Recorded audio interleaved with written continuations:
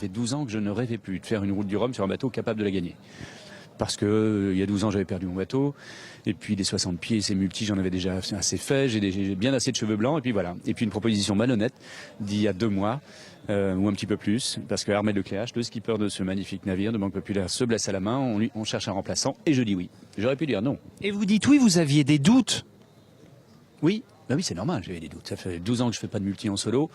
Je suis pas un perdreau de l'année. Physiquement, je suis pas forcément une référence et je me retrouve sur un des plus gros bateaux de la flotte qui est censé être mené en équipage, théoriquement.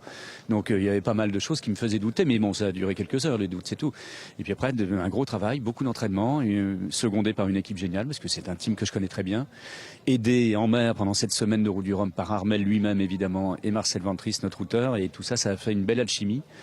Beaucoup de travail. Vous avez eu des mots pour lui, pour Armel Lecléache, qu'on voyait très ému forcément à côté. Des petits soucis aussi dès le début de course. On s'endort à la barre, vous vous endormez à la barre. Un bras de liaison caché, ça vous ne l'avez pas dit? Non, il y avait des petites stigmates un petit peu du bateau qui a beaucoup souffert pendant les 48 premières heures. Il y avait beaucoup de mer, énormément. Tous les concurrents de la Route du Rhum ont souffert d'ailleurs dès le départ. Et ces bateaux qui vont très vite ont tendance à décoller sur les vagues et à atterrir sur la suivante. Et ça fait vraiment mal partout, mal au bonhomme, mal au bateau. Et lequel a souffert un petit peu, mais heureusement rien de dramatique. C'était juste un peu impressionnant.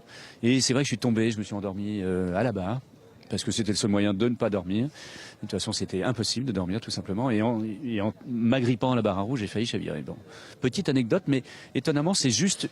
J'ai eu très peu de frayeur sur cette transat, contrairement à toutes les autres que j'ai faites en multicoque, où il y en avait beaucoup plus.